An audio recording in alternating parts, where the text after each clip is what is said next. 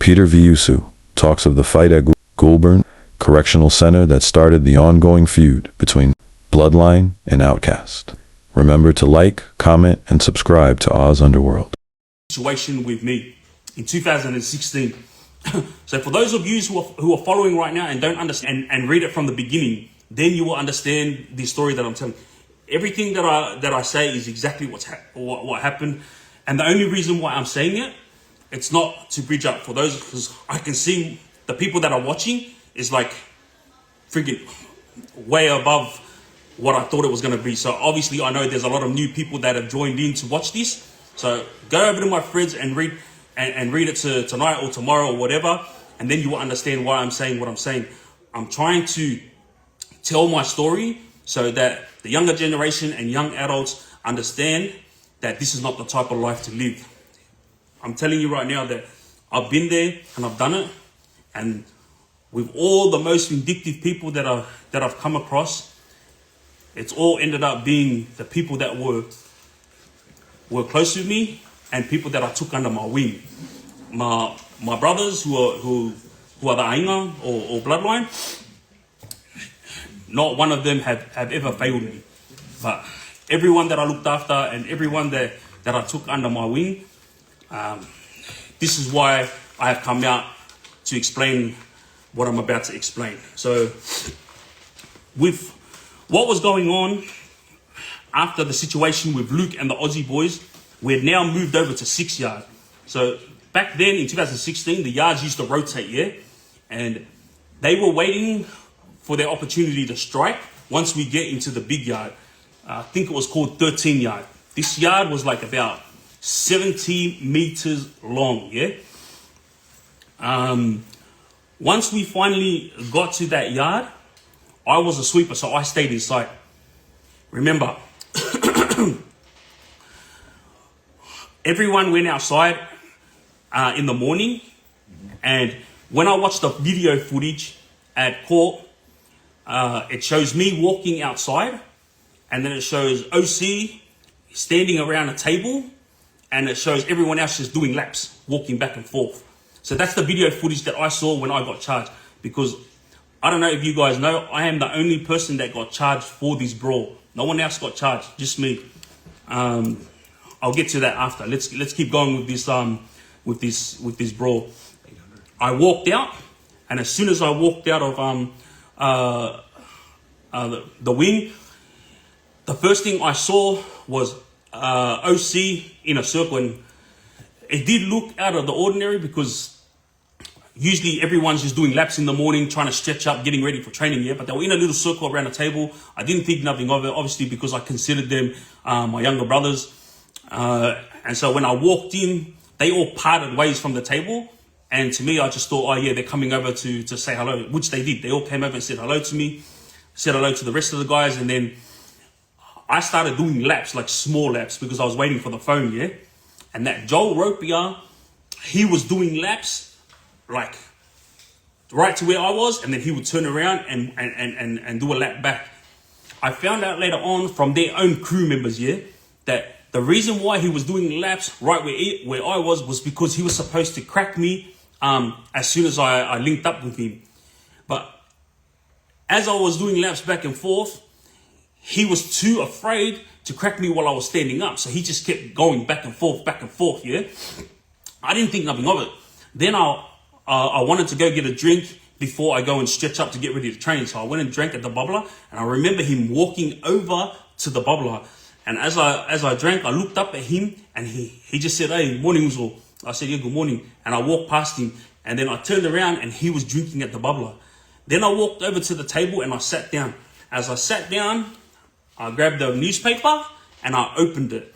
As I opened this newspaper, and I started reading it, I glanced up to my right, and I saw Jimmy Sarr standing over there, and he was looking at me. He goes, "You good or so?" Because I don't know how other gangs work, but with our guys, everyone's always got their eyes on me, making sure that I'm all good. Just like in America, just like in the movies, everyone is very calculated. Everyone looks out for each other. Ex-members explained it to me. So what they said was, the plan was 2 would go towards Jimmy Sa, 2 would go towards Louis, who was on the phone, and then the rest would come to me. But the start of it was gonna be Joel cracking me first. So as I was reading my newspaper, Joel came up from behind, and this is all on camera. So when I'm saying these things, it's not because I'm trying to out them. This is all on camera, and still I was the only one that got charged, yeah? And as soon as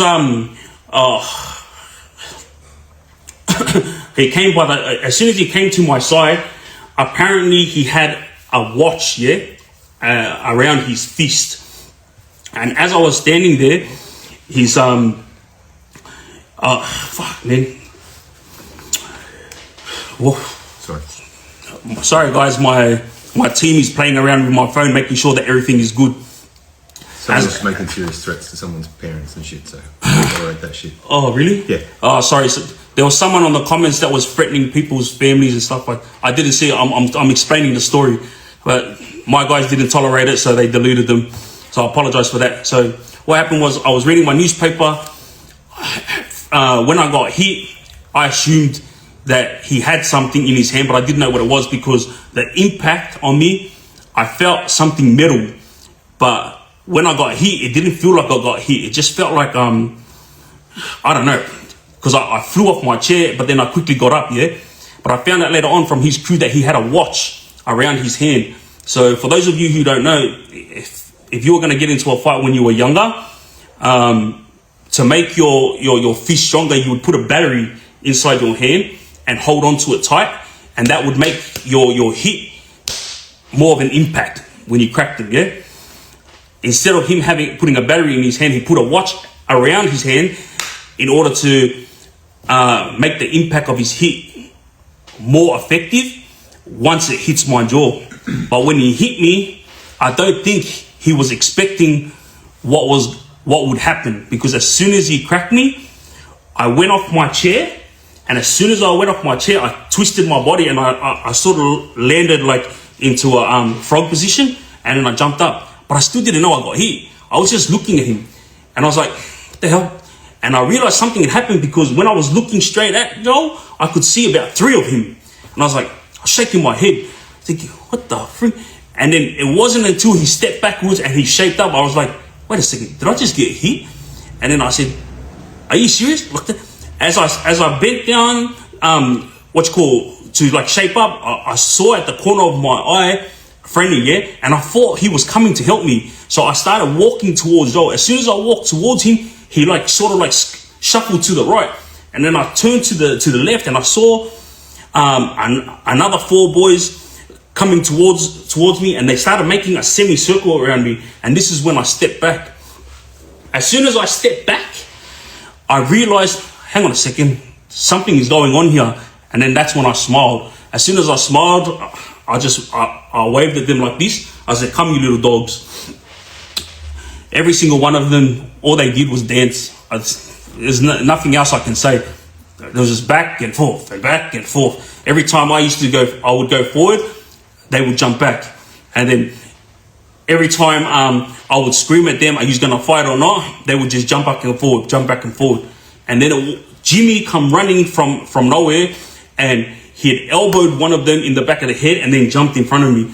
When Jimmy jumped in front of me, he started yelling at them, saying, you want to get to my usul, go through me. You want to get to my usul, go through me. He was yelling so loud that it was ringing my ears. But he just kept shaping up, and I wanted to fight.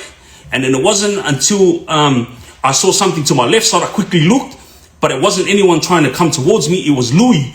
So what happened was, I found out afterwards, as soon as I got cracked, Conway cracked Louis while he was using the phone. But Conway, he had knuckle dusters, yeah? And he cracked Louis straight in the side of the head. The rumor that went around is he got stabbed in the head, but it's not true. He got cracked in the side of the head with a wooden knuckle dusters that was made from work, and it was just little cut. It was a little cut, and after the brawl, it was just literally just like a little piece of blood that dripped down his head, but it was nothing. So when I looked to my left, Louis was protecting my left flank, and Jimmy was in the front of me protecting my front. Everything that was going on, I was just like frustrated because Jimmy wouldn't let me in front of him. He kept pushing me back. He said, now, so. And I was like, Sully, get out of my fucking way. And I kept pushing him in the back of the back. And this is why I got charged.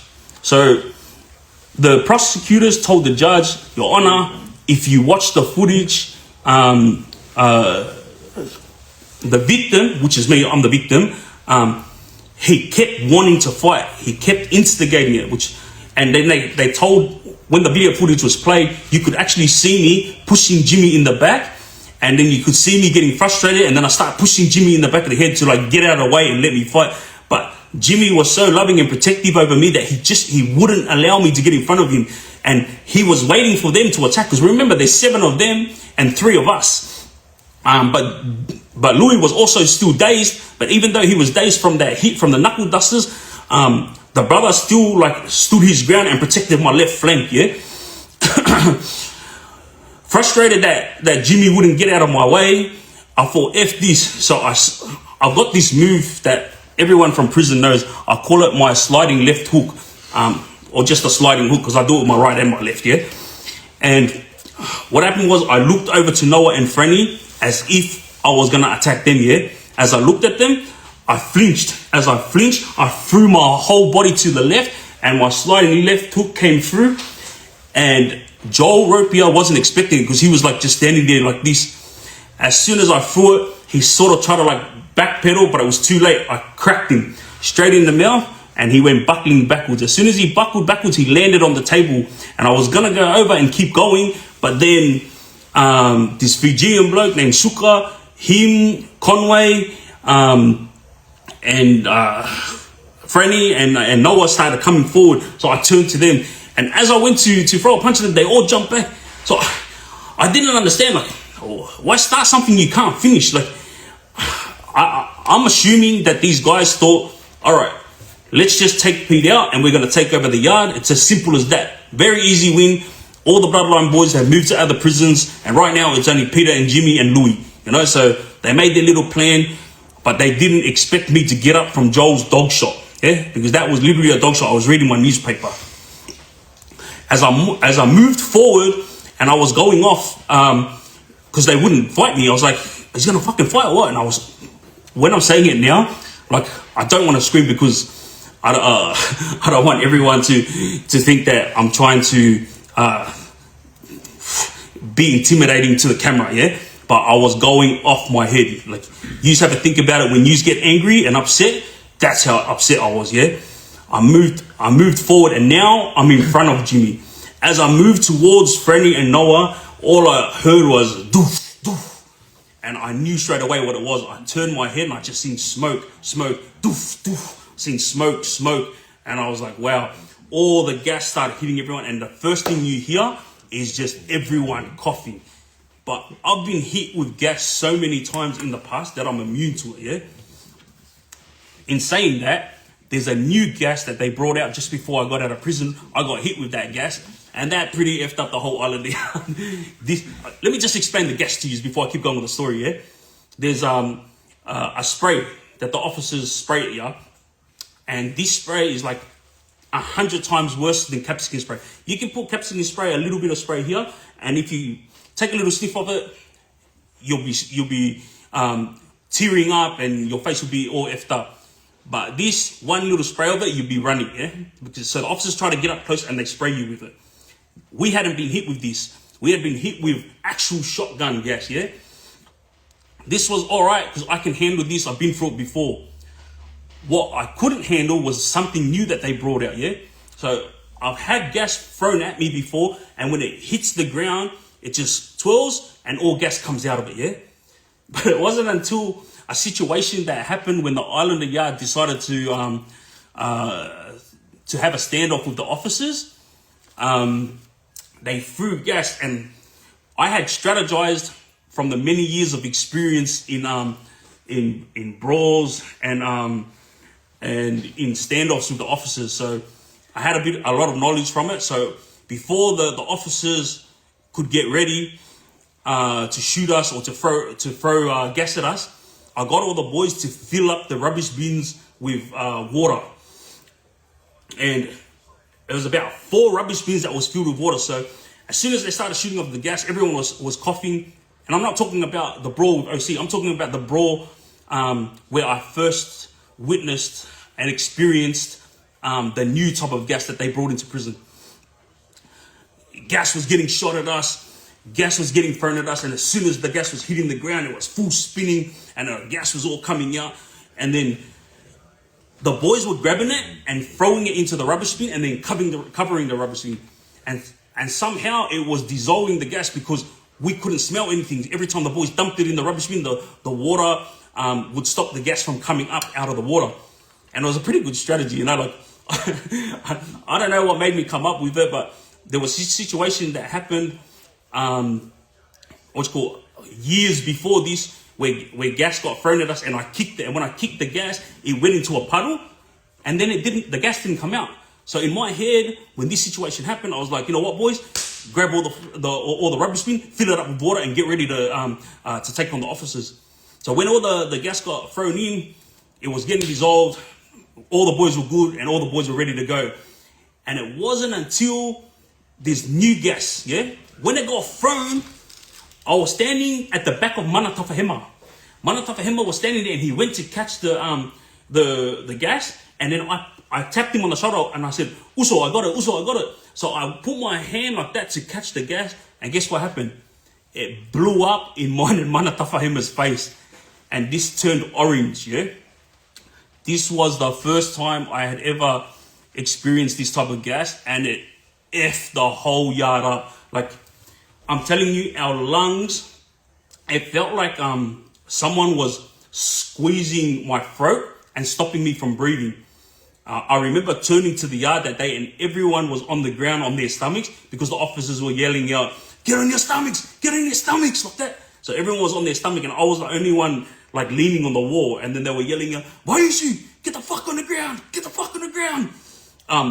And yeah, I would have got on the ground, but I was trying to get a drink of water because, bro, I felt like I was gonna die. I swear, I literally thought I was gonna die. So as I was struggling to get towards the bubbler, I could hear all the officers yelling at me to get on the ground, but I refused to get on the ground. As I got to the bubbler, the gas started like coming out so I could have my vision back. And you know, when I had my vision back, what I saw was about 5 islanders under the bubbler tap fighting over the bubblers. So I couldn't even get a drink because everyone was trying to get a drink. And we all ended up getting on the ground, and everyone got in trouble, got taken to Segro, got locked in. Our yard wasn't allowed out for about a week. But yeah, so that's the new gas, Let's get back to the story. When the gas hit, everyone was coughing and everyone was struggling to breathe, except me. I'm not even gonna exaggerate. I looked around to see if anyone else was as good as I was, but everyone was pretty much like hanging onto a pole, hanging onto the fence, and running from the gas. When you see the video footage, I'm just walking around in the gas, but I couldn't see. So I was trying to find the OC to attack, but I couldn't see anyone. As soon as the smoke started like going away, that's when I saw Joel, and he was literally hanging onto the fence with his head down, and he was struggling, like he was coughing. And as soon as I saw him, I was like, yeah, this is my chance to get him back. So I ran towards him. I ran straight at him. As I was running towards him, at the corner of my eye, I seen someone coming from the side. And as I was running, I looked and I realized it was Friendly running towards me. So I thought to myself, should I stop and turn around and lay him out? Or should I just keep going? Because I was running too fast already, And for those of you who don't know, I have a bad knee. So if these guys all knew I had a bad knee, and all these guys needed to do was kick me in the knee, and that brawl never would have started. Because if they kicked me in the knee, I would have been effed up, I jumped in the air as I got towards Joel, and as I came down towards Joel, I hit him straight in the hair, but at the same time, my legs hit the fence, And when my legs hit the fence, for those of you who grew up with me that know me very well, I'm very athletic. I could do backflips. I could do front flips, like I could do pretty much everything. Everyone that I do. There's this back flip that used to be called a moon flip back in the breakdancing days. It's where your legs come up and you just like you kick out and both your legs come up. I could do that. So when I'm telling this story and everyone's like, "You're an old cunt, you can't do that," I could do it. So when I hit him in the head, I used the fence and I pushed myself off. And as I was coming up in there and coming down, I saw Franny and I went to hit him with a Superman punch. But as I threw it, I missed because he was quick to dodge back and then he started buckling backwards.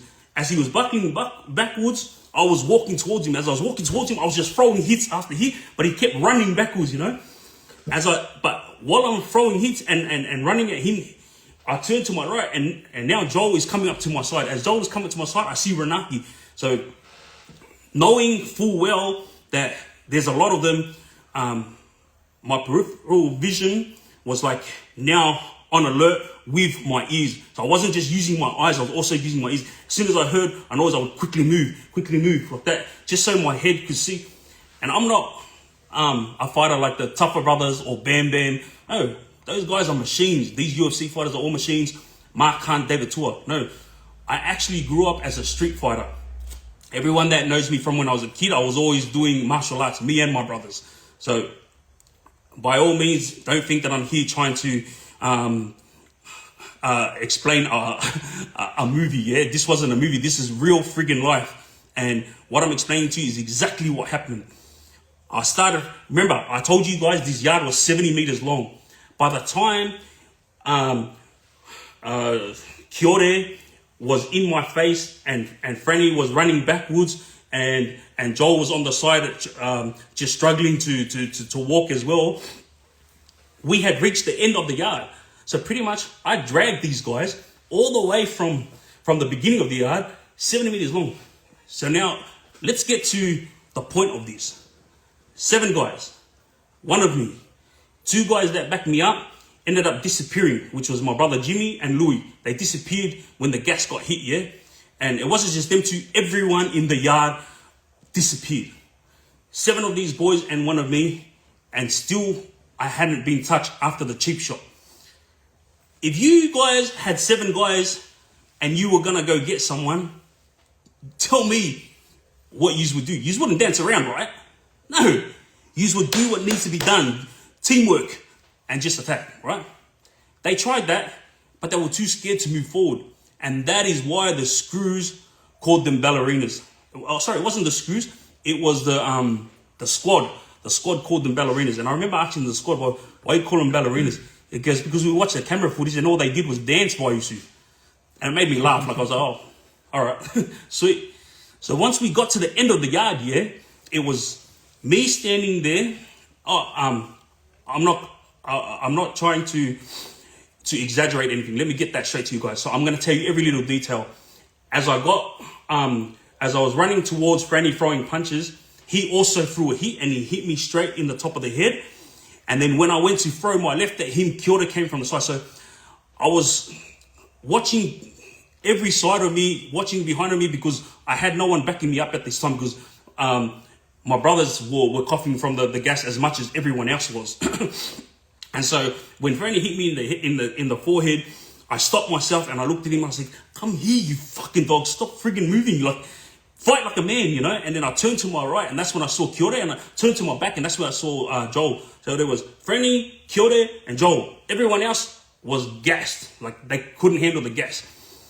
But these 3 wouldn't even move forward. Every time I jumped at them, they would buckle backwards.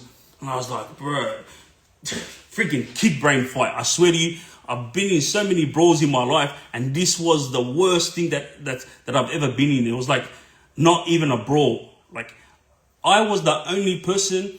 These are the only people that threw a punch. Franny threw 1 punch.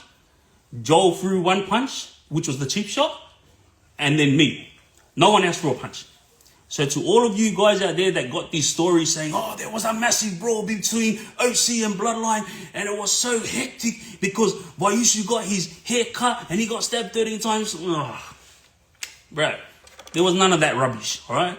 That's the only punches that was a part of that brawl. Franny 1 punch, Joel one punch, and then me attacking. I was the one who was doing all the attacking. After I was going off at those three boys and they wouldn't come forward, the officers ran and they sprayed all of us. Remember I told you that spray, that spray gas? They hit us all with the spray, and everyone like straight away just turned their heads and started coughing. Me, Joel, Kiore, and Frenny. We were all trying to get away from the gas. I went and leaned up on the fence, and then I saw the officers grab Frenny, Kiore, and Joel and pull him to the opposite side of the yard. And when they pulled him to the opposite side of the yard, they put him on the ground, and they pretty much allowed the officers to put him on the ground because they didn't struggle. They just got on the ground straight away, as in like, yes, the fight is over. But me, on the other hand, I was still struggling with the officers because I didn't want to be handcuffed. Two of them were holding me down, and at the same time I was trying to wipe my nose and eyes so I could get some vision about me, and they got the handcuffs on me. And as soon as they got the handcuffs off me, all I heard was noise, and I turned to my right side, and Jimmy had come running back to my aid, and he'd come back, and as he went to throw a punch at the officer, one of the officers jumped off me, yeah? So I had one officer still trying to get me on the ground, pushing me down, and Jimmy had come up and he went to crack the officer, but the officer jumped off me, and he jumped back because he was scared of Jimmy. And then Jimmy started saying, get away from him, get away from him. And as he was yelling that, I looked up at him with the officer still on my back, and I started yelling at him, what are you doing? I said, don't fucking touch them. Attack those dogs. And I pointed towards Frenny and all that. So Jimmy turned like that, looked at them, and he started running at them. Big Jimmy, as he got towards them, he got crash tackled by every officer, and he ended up on the ground, you know. And they handcuffed him. But because all the officers were on him, I quickly pushed the officer off me that was on me. And as he went backwards, I jumped up and I started running straight towards Joel Ropia because he was on the ground. And in my head at the time, as soon as I got towards him, because remember I'm handcuffed now and I'm running with my handcuffs on, I was going to jump up in the air and I was going to come straight down on him. I'm not going to explain it because I don't want to get cut off. And I was hoping for big damage to happen. But before I got towards him, I went to jump in the air and an officer tackled me, and pretty much he didn't get me on the ground, but he stopped me from my run, and I was handcuffed. As he hit me in the side, I stopped him and we were in a struggle, and then 5 other guys, officers helped him, and they pushed me back probably about 5 meters before they got me on the ground. And as I was struggling on the ground, I remember one of the officers whispering in my ear, and he goes, enough, Pete, enough. He said, enough, Vaiusu, enough. Like, mate, you won, mate, you won. And hearing him say that, like, it gave me sort of like that inner peace where I was like, all right, these guys tried to jump me, like, just because I wanted peace in the Islander yard, and they made this big lie to the officers saying that I was bullying them and I was making them smuggle in drugs and mobile phones, and that's the reason why they turned on me. And I remember there was an officer named Mr. Coleman, and he had told one of the other officers who had repeated what he said to us. He goes, I think these guys bit off more than they could chew. That was the exact words that Mr. Coleman told our officer, and then that officer told us when we were in Segro, me, Jimmy, and Louis. And I didn't think nothing of it because it wasn't even a brawl. Honestly, it was like a game of tag. It's like kids running around because there was nothing that happened. All this rubbish that you guys heard on the streets about Bloodline and OC, big brawl at Goulburn, it was nothing. It was like, it's fucking, I can't even explain like how shit it was. That's as plain as I could put it, yeah? And while I was walking, when I got stood up and I was getting escorted out of the yard, all I could hear was, OC nigga, OC. Yeah, OC nigga, OC. You know, I was thinking, wait a minute. Why are you guys all chanting your gang name when you lost the brawl? I was thinking, what the hell? It was beyond me, but it was so loud, this chanting that everyone in the whole prison was just like at the fence watching.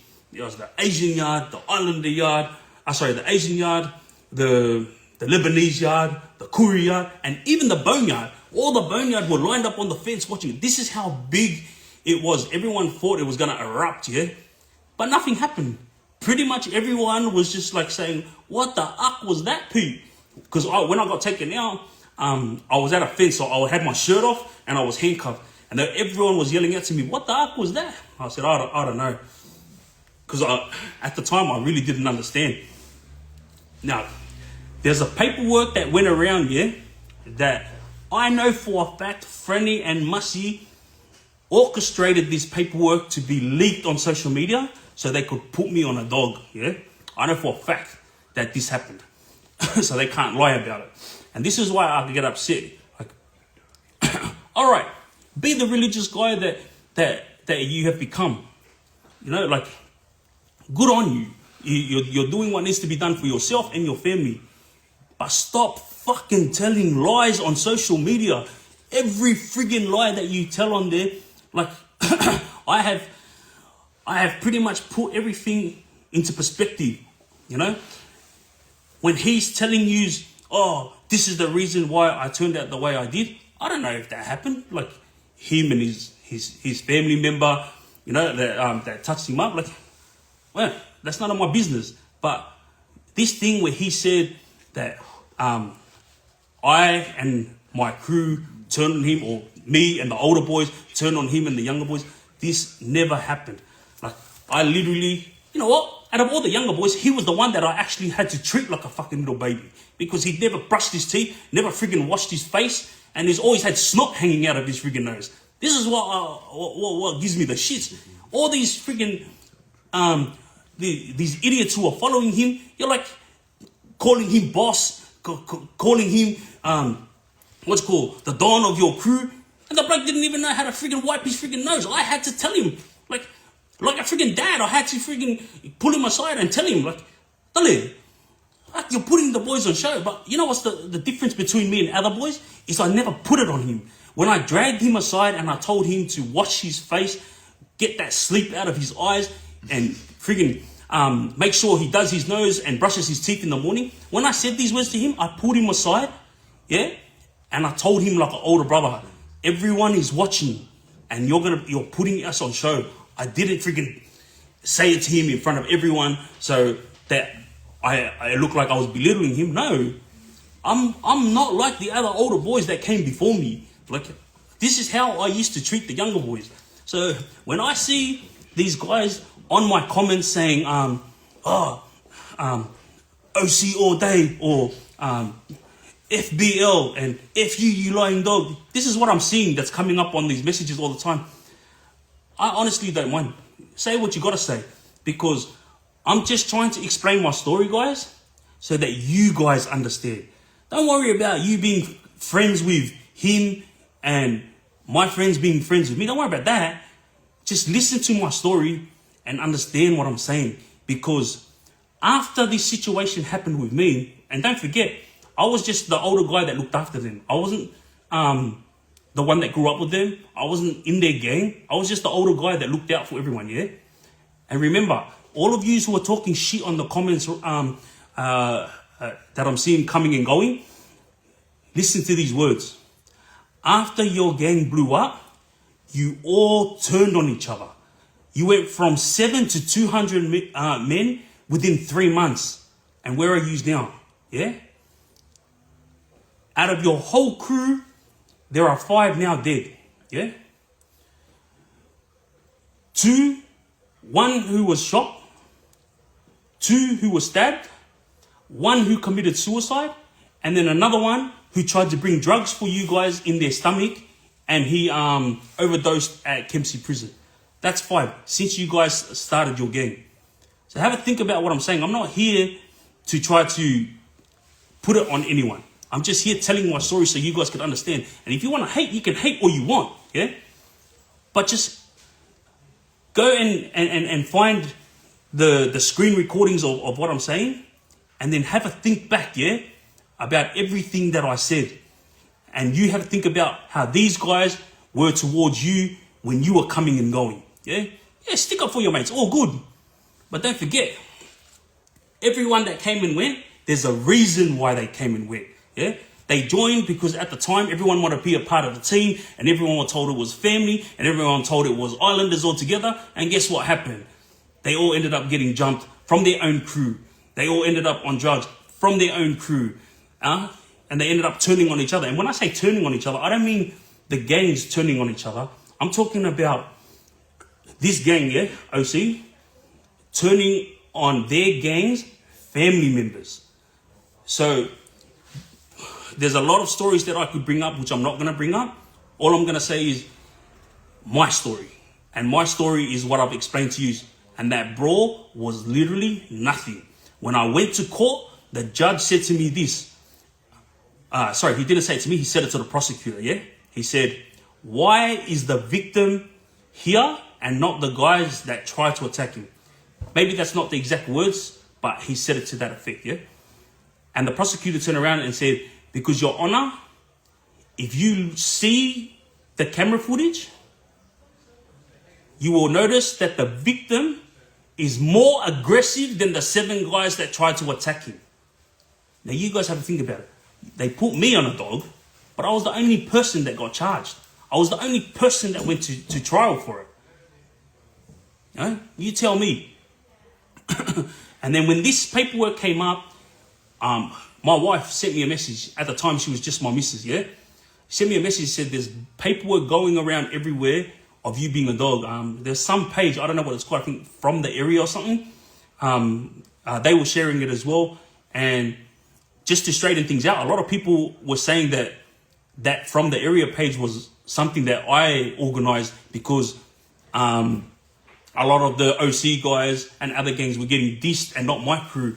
Let me tell you something. I was sitting in jail. I was in Supermax. How can I organize that type of social media stuff? You know what I mean? Like, this is what they did. They tried to make so many excuses to put themselves up here and to make me look like the fool. So I'm in Supermax kicking back thinking,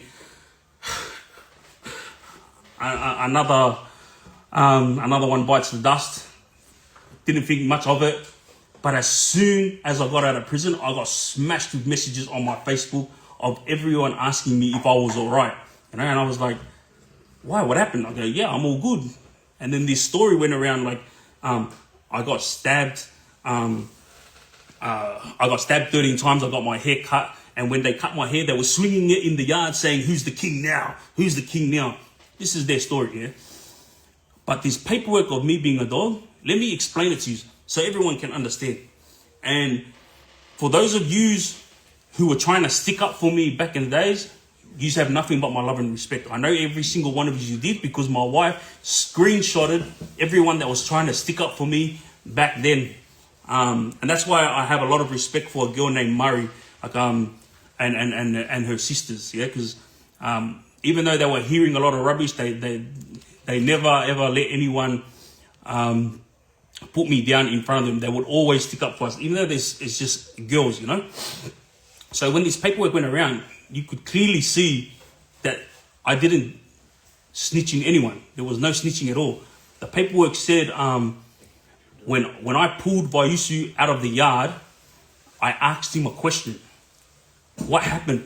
Why did the boys turn on you? And this is exactly what I said to him. I don't know. I was sitting there reading the newspaper. Someone cheap shot me from behind. I ripped off my shirt and I went on with it. That's exactly what I said. And so when this paperwork got released saying, he's a dog, a lot of people didn't even read it and understand it. It wasn't until I released my paperwork that everyone was like, oh, wow, why didn't they also come out with this before? Come out with what? Why should I have to talk about what I was going through? Like, my reputation and the respect that I've gained, I don't need to prove myself to anyone. So if you want to think I'm a dog, it is what it is. You know? That's why I always say, it is what it is with Triggs. Far out. a lot of guys that were sticking up for me back in the days, as soon as they saw it, they picked it out, and that's the stuff that my wife screenshot, exactly where they said someone came from behind and cheap shot me, and then I ripped my shirt off and I went on with it. So I didn't say a name, I said someone cheap shot me behind. And don't forget, the camera saw everything. So they couldn't get away from it. And I couldn't believe that the camera saw everything, but the only person that got charged was me. And they said the only reason why I got charged was because I kept going on with it. So I got charged with a fray and whatnot. And and this is where we're at. This paperwork, when it was being blasted around